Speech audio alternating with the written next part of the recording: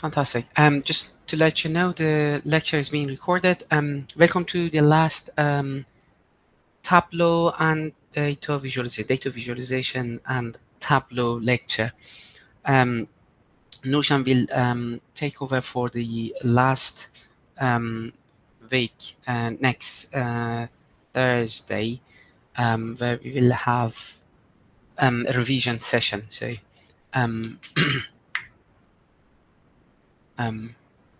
will we? I'm a bit confused. Anyways, I'm pretty sure Nushan discuss this with you. So we will have a revision session, and it is done by Nushan. So the learning objectives for today's lecture, we'll see some more advanced Tableau techniques that we will start today, and we will continue for the workshops next week. There are essentially some, we will have some sort of like examples that we will do in the workshops. I will recap mapping that we started this in the previous week's workshops. We'll see joins, which are very nice tools that we can use in Tableau. We will have a look at Tableau calculations. We started last week, in the first week that we started to work with Tableau. Parameters, which are very nice, and there are really nice tools that we can use in Tableau. And finally, we'll have some dashboard actions. Let's start with the recap of mapping. So mapping, essentially Tableau has a large volume of geographical data included in the download. So when you download the software, there are loads of geographical information that you download with the software. Latitude and longitude data for a variety of different geographical levels are available within Tableau. That's why when we double click on country with the Superstore data set, immediately you could find there are like different countries that we have in the world, and the map was created. Because Tableau has the information that this latitude and longitude are belong to this specific country, for instance. This includes like country, state, county, city, and if it is about the US data set, the zip codes are also included. And also the airport codes like Birmingham, which is BAHX, etc. So all of this information are downloaded, but there is a level Tableau has this information. It can include every geographical category possible for every country. I mean, it can't because it's a lot of data, and the download size becomes so high that they don't want it to do. And essentially, you don't want to have all of them if you don't need them. So there are this information is available, but to degree. So these are like basic map types that we have. This is the field map that we talked about last week. They're good for showing one measure virtually. I'm providing useful buttons to interact with the dashboard. So if you just click on the profit, for instance, we can see the profit information for a specific country, and you can see that it is visually very nice. However, they have some like drawbacks. If we're talking about like small countries with high values, then you may get trapped in a situation that you think that this small country belongs to one of the countries. For example, imagine if you have Luxembourg had similar profit values with France or Germany. It wouldn't be easy to see the value for this specific country, because you might have thought that this country is a part of like Germany or France. Not a common situation, but this can happen. For example, in this example, we have the map of Africa, and we want to see which countries are the countries which is easy to work with, and which countries are the countries which is not easy to work with. If it is blue, the darker the blue is, it means that it is easier to work with the country, and if it is red, then it's difficult to solve to work with the country. Can you write on the chat box which country you think that is the easiest country to work with in Africa? Write in the chat box, what do you think? I mean, a suggestion that slide is South Africa, but what do you think is the correct answer? Not in the room chat. Question. If you write it in the room chat, it is easier. Ghana and South Africa. Okay. What else? Which country you think is easiest to work with in Africa from this map? The darker the blue is, it means that it is easier to work with the country.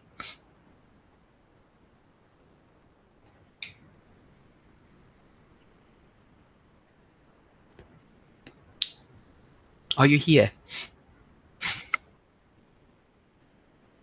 South ones, okay, a very generic answer. The thing is, we have like very small country here. I'll go to the next slide.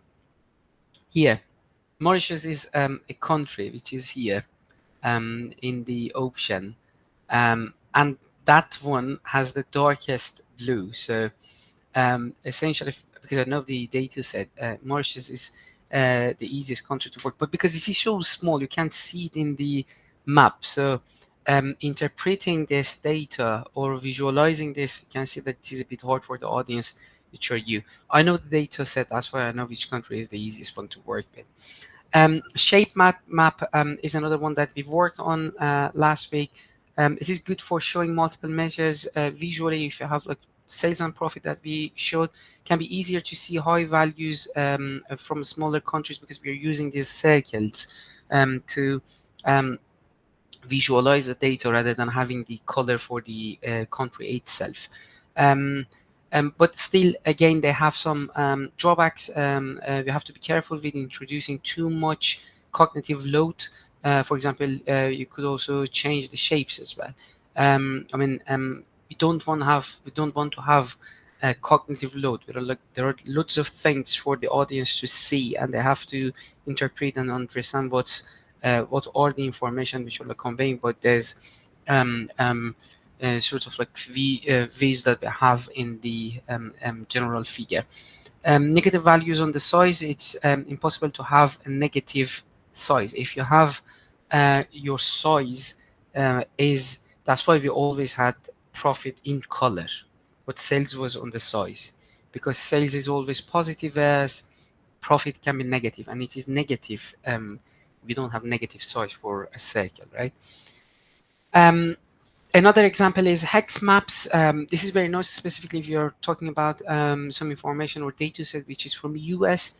It is essentially for US data. There is this issue that we have. We have the mainland of US, which are here, the states, and then we have Alaska, which is here. A very big piece of land. Which is completely separated from the US, from the mainland, and the Canada is in between them. We also have it's not just Hawaii. We have Hawaii is somewhere else, and we have like smaller states. We have Texas, which is very big. So when you have if you want to use this, so here you can see that it's not easy to understand, and because of the same reasons, if it is very small, it's a small state. If you have some information about them, you can just think that it belongs to another state, which is not correct. So hex maps essentially normalize the size of the states or whatsoever countries that you have geographically. So if size of a region doesn't matter, it's a good choice. So you can see that this is the map that we have here, and this is the hex map that we created. So Alaska is here, and that's exactly the same size as Texas or Arizona is, or any other state that we have in the US, neutralizing the Alaska effect and any disproportionate size that we have. As I said, there are different states with different size. Helps with issues associated with curvative of the Earth as well, because it is curvative. The sizes are different. When you have just in 2D dimension, the map is completely different. Makes smaller geographical areas with significant values jump out more. So here you focus more on what you want to show rather than the sizes of the states. Again, you have to be careful. That normally involves joining a data set of coordinates. So we will talk about joins in the next slides later. So if you have a map, again, remember from last week, I mean this week, that I showed you, from the top menu, you can find map layers, and the map layers, there are options that you have here. You can change the slide style from light to dark, from satellite to whatsoever you want. And there are things that you can add, like streets, the borders, so on and so forth. Again, here you have to be careful that you only use satellite if it is something that helps you for a better visualization of the data set that you have. Otherwise, just because it is beautiful or nice and you like it, you shouldn't go through them. So it's always better to have the light one if it's not necessary to move on others. So here you can see that there are lots of things that we have here, like streets, but I showed you that you only see them if you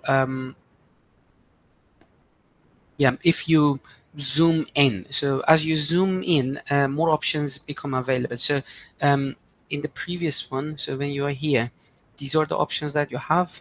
And if you zoom in, because now you can see the streets, etc., you have more options that you can click on them, like streets, points of interest, like zip and postcodes, and more. Be cautious about adding too much detail, as it increases the cognitive load. So just as we said, just add them if they help you with the purpose of the visualization. Try to keep maps as simple as possible. So if it's not necessary, just have it light. If you don't need the streets, just don't add them.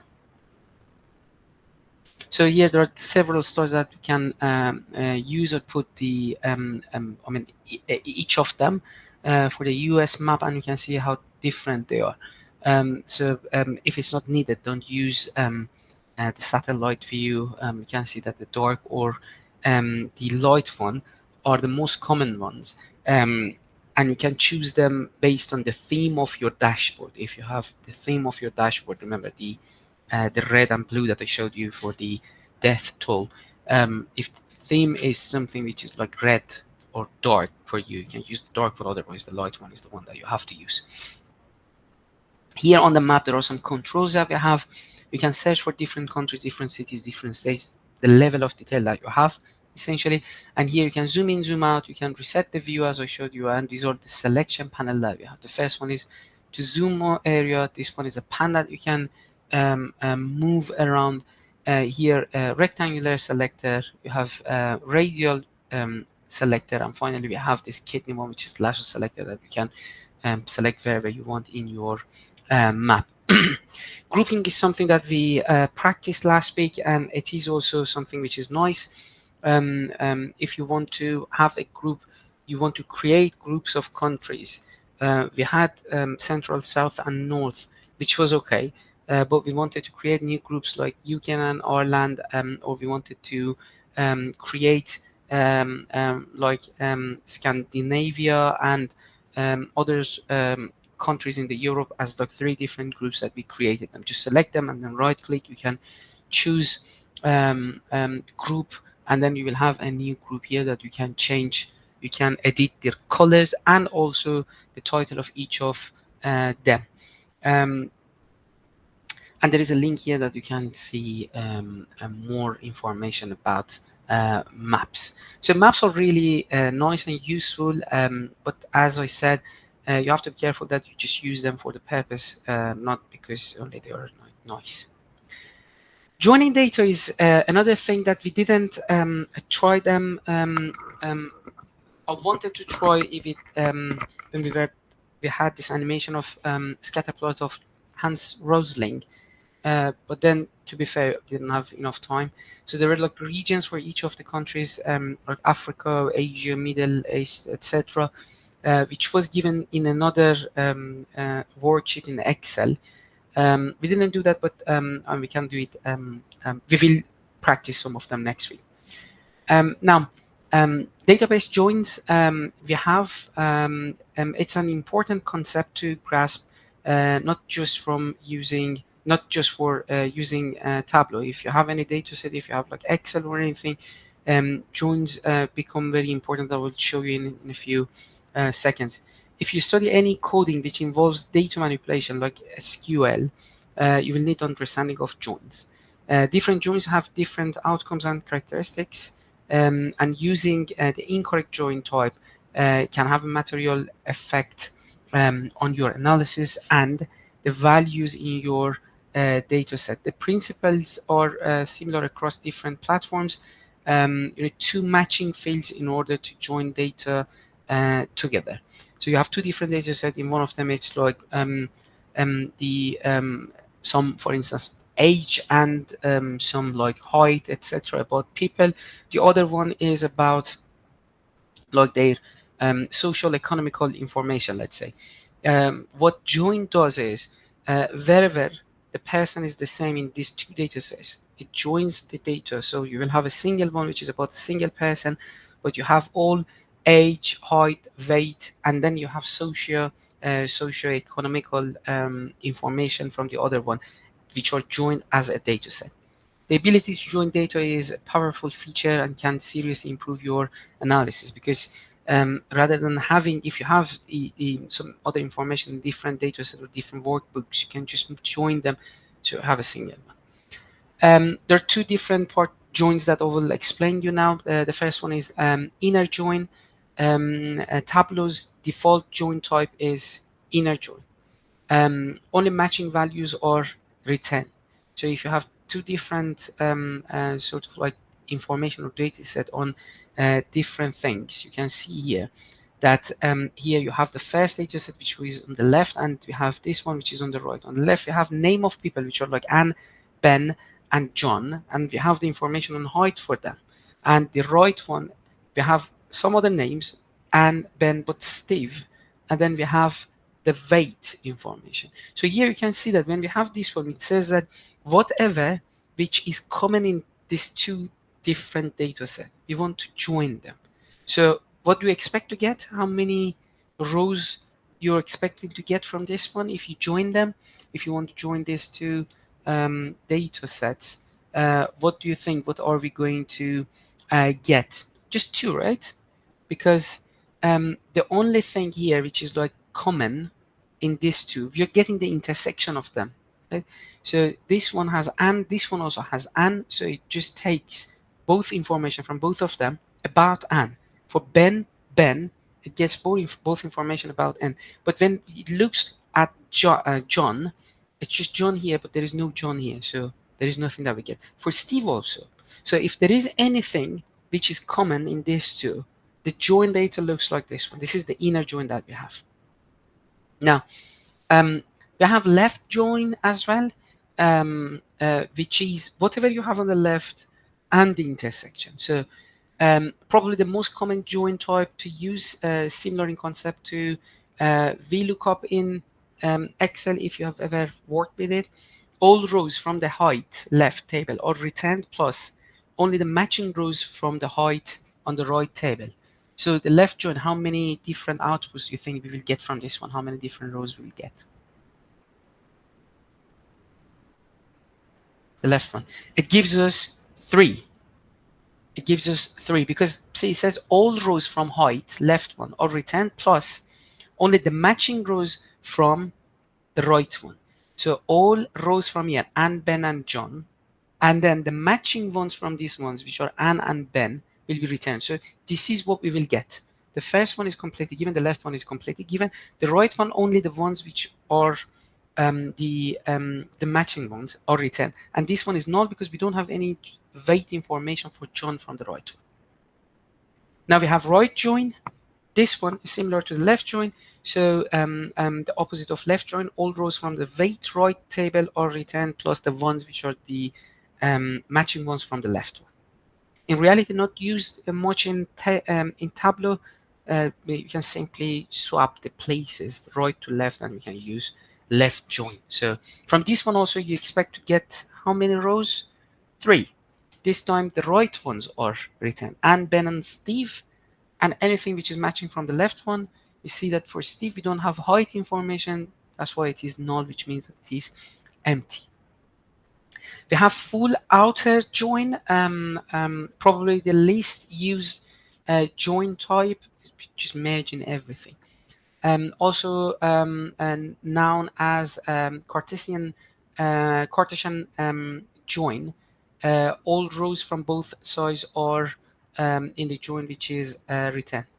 So here you can see that what we get from this one is 4 rows where we have and Ben, which are the common ones, and then we have John and Steve, which are different for each of them. And for each of these two, we have a null value because in each left and right, we have one of them not available. We have physical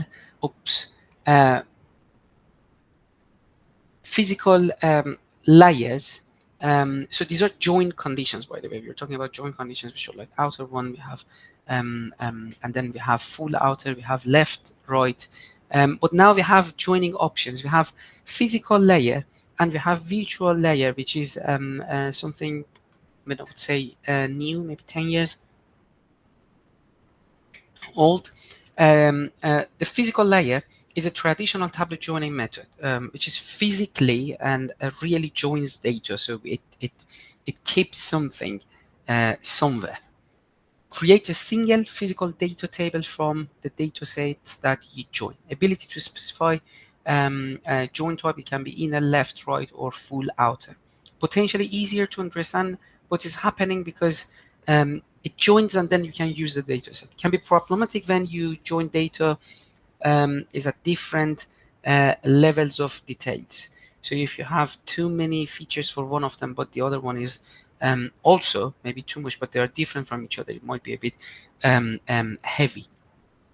For physical layer that we will try it this week, remember that when we imported the data, we had this EU superstore and we had orders, we had return, and we had people. And remember that we grabbed orders and we just dropped it here. Next to that, if you remember, we used this one for the Hans Rosling dataset that we had to change field names or in the first row to get rid of an extra header which was given by Tableau. The same one, if you click on open, you can grab another data and you can match them. For instance, in this specific data that we have, the EU Superstore, what we have is the sales information, the transactions in the order, and then we had the return one. In the return, we had all products or transactions which were returned. So the same transaction ID that you have, order ID that you have, some of them are returned, some of them are not, right? The ones which are returned are in the data set which are given in return tab.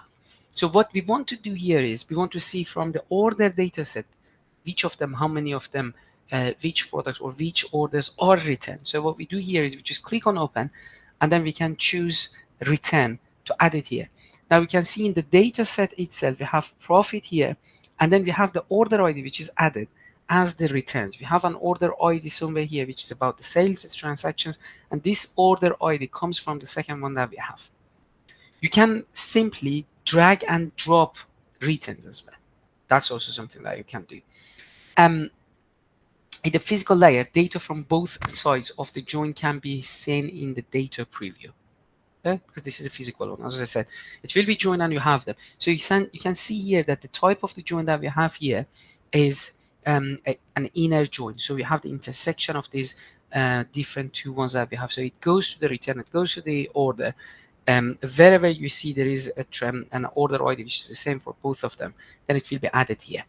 You have the choice that you can choose left join, right join, or whatsoever that you want by clicking on this Venn diagram. But the one that you get at the beginning is the one which is the intersection of these two different data sets that we have.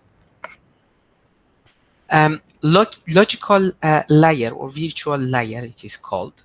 It's a new feature from Tableau. It is also called as the noodle that I will show you now. Does not create a physical table of the data from the dataset that we join.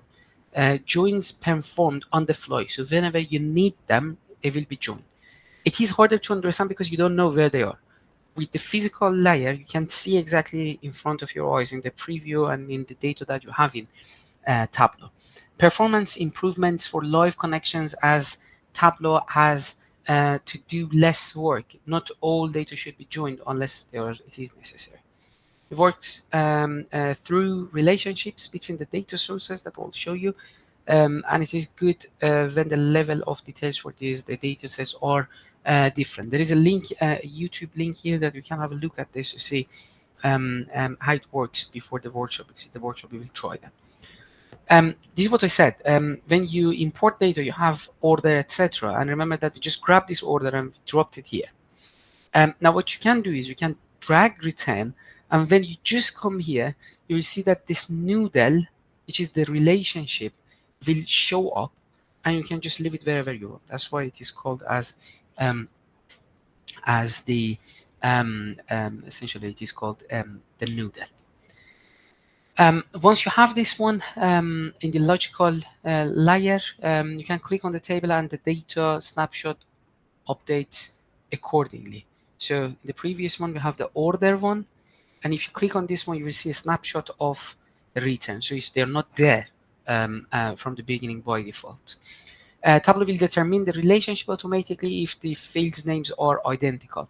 So if you have order ID in the order and you have order ID in returns, it will find the relationship itself that you want to get the ones which have the same name. You can override this through just clicking on this one, and you can edit the relationship if necessary. I'll show you in the police data set that we are going to work on next week that there are some information which are the same, but they are named differently in different data sets that we're joining. So at this point, you have to edit the relationship to tell that, for instance, order ID is the same as return ID, let's say. Okay. Now, when you have the logical layer, in your fields, you have both data sets that you have. On the top, you can see that we have orders. On the bottom, you have all the information that you have written, which is not too much. We have order ID and we have return. And here we have all the orders, which are essentially all data that we have from orders data set. So fields from both data sets are available to use. And here you can use both of them to filter them in the rows and in the columns, etc. So here what we did is for different subcategories, we put them in the rows, and then we counted the number of orders as in the column. So you can see for art we have how many orders and distinct orders we had. And by having the order ID be from return data set in the color, we just show how many of these orders from each of the subcategories are returned. And we have different colors for them. Okay? So because we have them, so when here you see that it is on the fly. The relationship is built based on what we want here, not like the physical layer that we had the relationships first and the it was there and we could use them. So here it is just built whenever it is needed. Okay. We talked about mapping, but we didn't talk. So we talked about mapping that we have in Tableau. But as I said, Tableau doesn't have all levels of geographical information, because as we said, it becomes really heavy, and we don't want to have something very heavy to be downloaded. So we have a special files which are geographical information. This can be used to map non-standard geographical areas. For example, UK parliamentary information or police force areas that we will work with them. So you don't expect Tableau to have the information on UK police force or like crime information. These are the things that you can just download from another sources, and then you can import them to Tableau, and you can work on them. Tableau cannot include every possible geographical category for every country in the world. You can expect it, but as I said, it is possible to have it in this way. The spatial connector essentially it was a revolution in mapping in the visualization. You can find a shape file online. You can download it, and then you can join it to your data in order to create a map. Remember from the connect that we had loads of data types that we could import and connect one of them was spatial files, and we can see that we have spatial files which are saved as .shp shape and .kml. And then the cross database join um, is used to join data from two separate source systems that we will see. These are the websites for most countries which offer free shapefile download. So you can find them various countries. They provide information as maps that we can use. And the US dataset was really it's massive in Tableau, but we cannot find too much information about other countries. But from this link, you can download many of them. So here there are some other links where you can find information that you can map them, like the public data from the UK government and local authorities. We have UK official mapping website where you can find loads of .shp and .kml. UK census data and boundaries you can find, and ONS, Office for National Statistics. They also provide many files that you can just open in Tableau, and you can use cross database to join with other data sets that you have. So here .sh files are probably the most common types of shape files that you can find any map that in most of the websites that you will find. They are .shp. Here you can use a spatial file from Connect. We always use Microsoft Excel, but you can use spatial file to import .shp files. It is, it's something that always happens when you download any spatial file from a website. You'll get like 5 or 6 different components with it. In Mac and Windows, I guess the number of components are different, but when you try to open them, if you go to the folder, you will see only .shp is not faded and available for you to choose. The rest, I don't know what they do, but they're always there. So when you want to connect, you have to use .shp. So this is the one that we are going to work with in the workshop that we have Police Force information, UK's Police Force data set. And when you import the data, you will see that you have this column here, which is geometry. And this geometry is really massive. It provides a massive information to Tableau to visualize them. You can see that it has the latitude, longitude information until under it. You can see that we have different options, polygon and multi-polygon. These are the boundary coordinates for each police force area in the UK. Geometry field automatically identified as a geographical field in the data set that we have. So here we can see that this is the example that we're going to work on, police force information in the UK. And here, when you click on geometry, this is what you will get. Immediately the latitude and longitude are created as rows and columns as it was in country in Superstore dataset. If you double click on geometry field to create a map, it introduces a dimension to break down the level of detail. In this case, it is PFA 16NM. This was named as a part of the dataset. At the moment, our map is only telling us where the various police force areas are. Like we have Greater Manchester, we have West Mercia. I guess Coventry is part of here, where I live also is a part of West Mercia. We have Merseyside. We don't have Merseyside? No, we don't have. North Wales, these are not areas like a part of the country, so on and so forth. This is exactly what we had in with the field map that we created when we clicked on country and we changed it to map.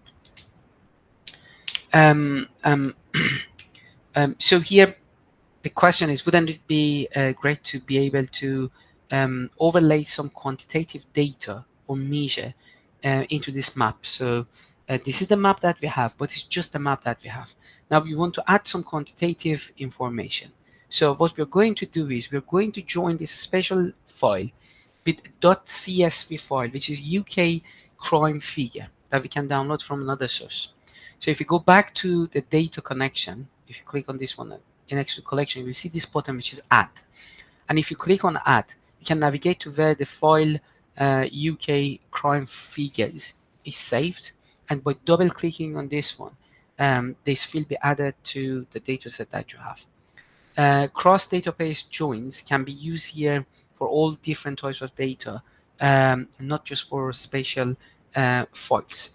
There is a useful video on cross database join that you can have a look and see how it works. But in this way, what we did is we had the map, and then we just got the quantitative data set that we had added to in an existing data set which was there.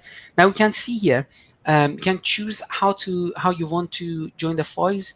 There are police force areas that you have, and then UK crime figures here. You can use it as a virtual one, or you can have a physical one, which is a single table, the physical layer that you can see all the information next to each other. If the joining fields are named identically as it was in the order and return, order ID, then Tableau will make the connection automatically. But in this case, this specific case that we have here, these are different names that we have for different headers for each of the data sets that we have. If they have different column headers, you will need to tell Tableau which fields from both data sets should be the relationship with. So PFA16CD is the one that we have in the first data set, UK Police Force data set, and the police area code is the other one that we have from .csv file. So we have to mention what is the relationship. Now, what we have here, when we have the join, and then we have the information join for both data sets, you see in the fields we have one here which is for the spatial data file, and this one is from the UK .csv file, which was UK crime field. So what we did here is we had this one, the previous one, which double click on geometry, and we created this one which was blue, and then we had the names of the areas were there. And now if we just drag and drop the UK this one, the measure that we have here, rolling year total number of crimes, I presume, to the color, then the different regions, different areas that we have on the map, they will have different, this is what exactly we did with profit. And then you will have different colors for different levels of crimes in different areas on the map. Unions are another sort of like joining option. Use union when you have multiple identical files or columns which need stacking on the top of each other. For instance, if you have the data on sales on different months for a year, and you have different tabs. The first tab is January, the second tab is February, the third one is March, so on and so forth, and you want to create one data set, you can use union. Union creates extra rows, and joins creates extra columns. The common example is new Excel spreadsheet for each month of sales figures that they have identical structure but need to be on one data set to be analyzed. There are some links here to some useful information that you can have a look. How do CSV files differ structurally? What do you mean? That what text file and Excel file, you know what are the differences, right? So some other sort of like difference between .shp and CSV. CSV is essentially text file, and SHP is spatial file. So they're completely different. And in terms of like coding and structure, they're completely different. And there is no point of knowing what are the difference. I'm not sure if you got your question. Like, as I said, like Excel file and text files are different. Word files are different from Excel files. .shp is a data structure which is completely different from .csv. If you ask me how they are created, I have no idea, and we don't need to know. So If you're interested, you can just search for it. I wouldn't know, and I don't doubt that if anyone else working on visualization, they know what are the structural differences of these two files. Now, unions, as I said, we have these different spreadsheets in different different tabs on Excel. What we want to do here is we want to create one single one where we have all the information with each other. So what we do here is here you see that we have the option for the new union, because it knows that there are different tabs that we have.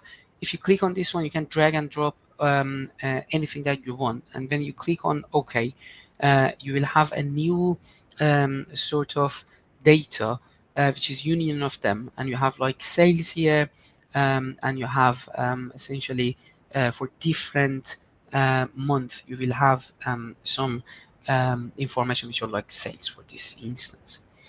You can merge data if there are different names which are used, for instance. If you have sales and revenue, they're essentially the same things, but they are different names which are given in different data sets. Here, if you select the columns and you right click on them, and you will see this merge mismatched field, you will create a single one which is revenue and sales.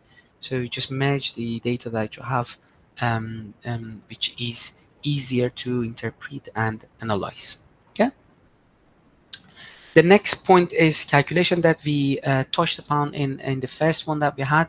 There are many calculations available in Tableau. We did this one for fertility rate, and we did fertility to just extract fertility rate, population, and life expectancy. Very similar to what we did last week as well, where we had different years. How we can create one. I'm going to skip this one because I'm a bit. Should be fine.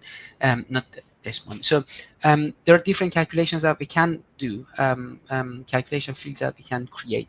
But before that, I just wanted to show you, in terms of calculations, we have raw level and we have aggregate. For instance, we have this different information that we have, the raw level, and we have sales and profit, and we have a profit ratio.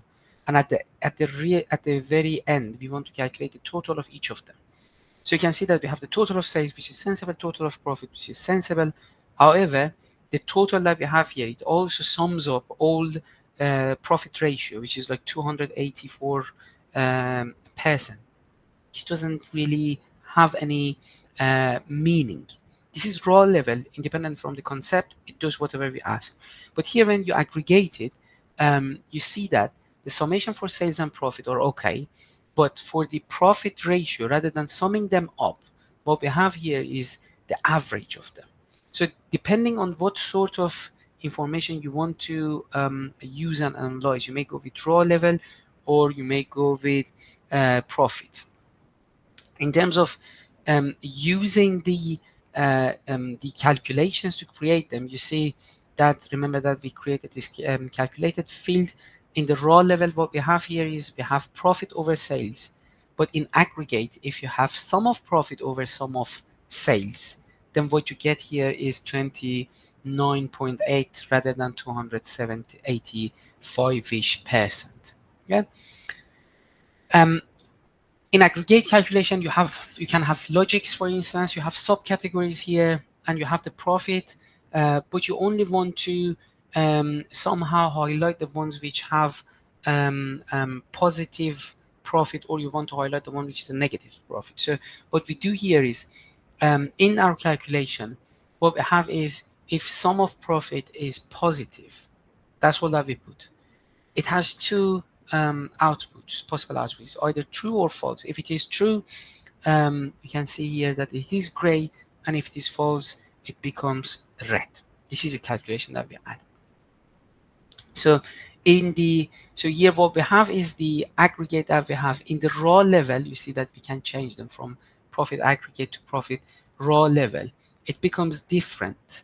That here we have the whole thing showing that the sum of profit is positive. This is profit. Sorry, I just showed this one and I talked about this one, I guess. This one is sum of profit, which the summation of all profits that we got from all different products that we have for this specific subcategory. It shows us the ones which are positive or negative. If we go to raw level, rather than focusing on the summation of profit for a subcategory, it's the profit that we have for each of the products that we have in the subcategory. Now we can see that it is divided to two. Some of them shows that for copier, there are some copiers that they have negative profit, but mostly they are positive. Okay, so this is the difference that you will get from raw level and aggregate for the calculations. We can create calculations in different ways. One of them is to go on this little triangular that we have, and we can click on create calculated field as we did, or you can go and right click on any of the fields that we have and then create calculated field. And here you can just right click on any void space that you have in the field, and you can choose create calculated field.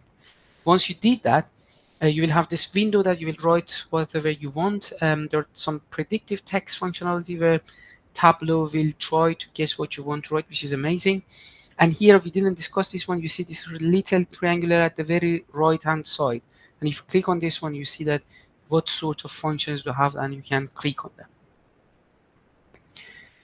If you have any syntax error, you will have this error here, which is the calculation contains errors. And if you click on the triangular, it gives you what the error is about.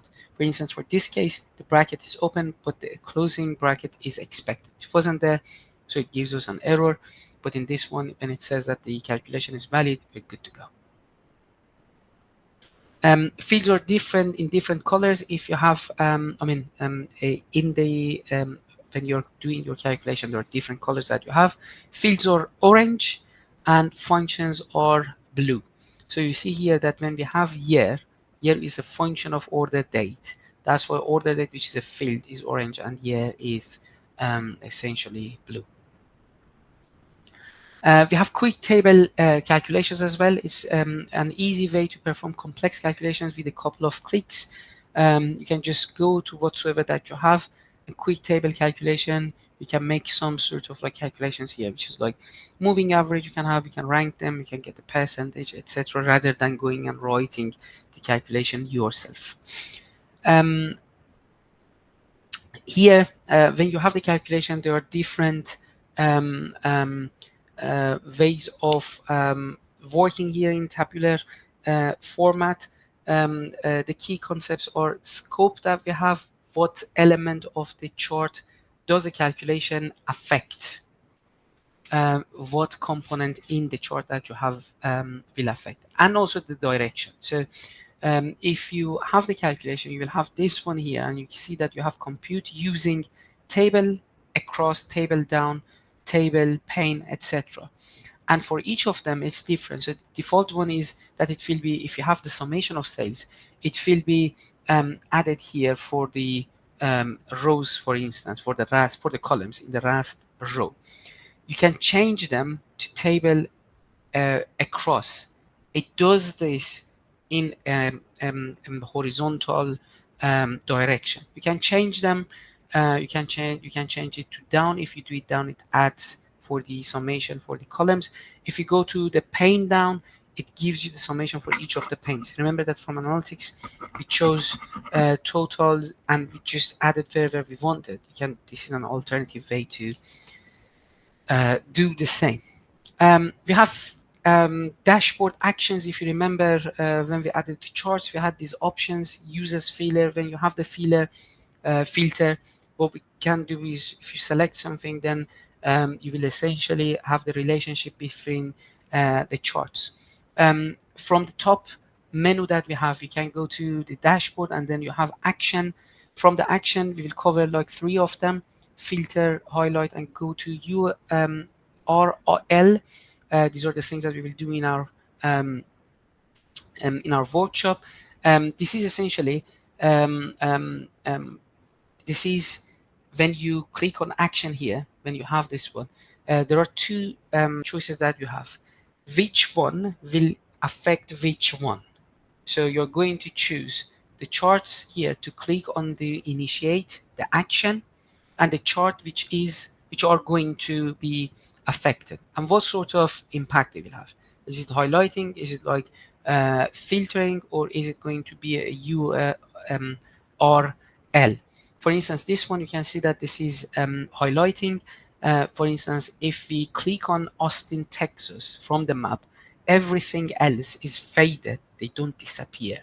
And from others also, you will also see all the information about Austin, Texas. You can see this one. This is whereas filter, that when you click on Texas, you see that everything else is disappeared. So depending on how you want to use your dashboard, you have to decide if you want to highlight or you want to filter. The URL is another thing that you can do. You may add here, for instance, if you go to Chicago and you add this one, you will see that you have an option that if you click on this one, it goes to a web page, which can be anything. It can be YouTube web site, or it can be whatsoever. The link here on the slide will take you to where you can see different actions, but we will cover, as I said, 3 of them in our workshop. This is one of the examples that we're going to use. So here, if you click on the dashboard that you have the option to go to Google Maps. And finally, we have parameters. Quickly, I'm going to go through them. Here, the parameters that we have, you can create them, and you see that we have a new part in our fields. Just down there that we have our parameters. Parameters can be different sort of like forecast, or it can be reference line, and similar stuff. Where we have the calculated field, we can create a parameter, for instance, or you can alternatively, as we did in calculated field, you can right click on each of them, create parameter, or you can right click on any white space and then you have create parameter. A parameter here, for instance, we created a reference line from where something happened. For instance, we started to do marketing on some sort of like specific subcategory, and we just created this parameter, which is, you see that we have the option here. We called it reference date, and you can see that you can change it. So when you change the date, the reference line, the colors also move. That's also something that we have, the profit projection. We created this reference line, and we said that from now on, we're going to project the profit, and you can see there are different lines that we have. Sheet swapping is something else. There are some companies that they rely on Excel, so they want to see the things that they can see in Excel. You can see a map in Excel, we can see a bar chart in Excel. So with a parameter here, you can see that you created these options that you can click and you can move from a map, swap from map to a bar chart. Okay. As I said, we will cover examples in our workshop next week, so most of them become clearer for you. I'm going to stop here. If you have any questions, feel free to ask. But as I said, with examples, they become easier to understand. But if you have any questions, just fire away. If you don't have any questions, feel free to leave, and I will see you sometimes this week or next week.